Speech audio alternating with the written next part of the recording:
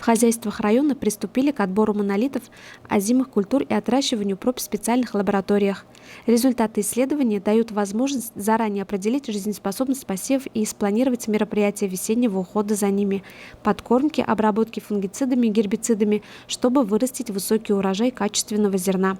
На днях специалисты филиала Россельхозцентр совместно с главным агрономом районного управления сельского хозяйства Сергеем Пискаревым и руководителем филиала Россельхозцентра по Республике Башкортостан Айдаром Хамадшиным выезжали на поля общества «Урал» для отбора монолитов. На территории Республики Башкортостан посеяно 424 тысячи гектаров озимых культур. В 33 муниципальных районах сотрудниками филиала отбираются монолиты. Определяем, значит, сколько растений выжило. Там же определяем внутристеблевые вредители и даем данные. Сотрудниками отбирается проба 30 на 30. Далее перемещается в помещение с температурой до 5 градусов на 1-2 сутки для плавного, значит, оттаивания. После этого перемещается в более теплое помещение и на 20-й день разбирается монолит.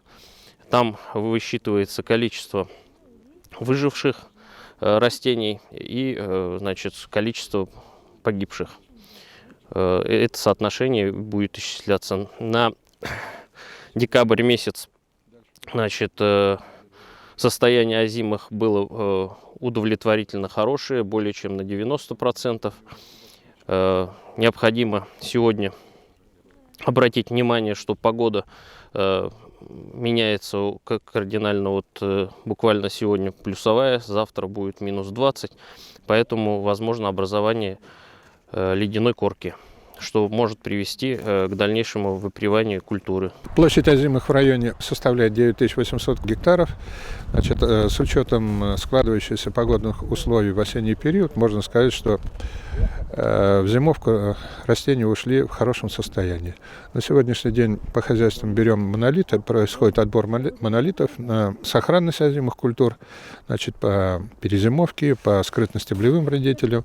Все эти вот анализы будут проводиться, значит, в нашем отделении Россельхозцентра.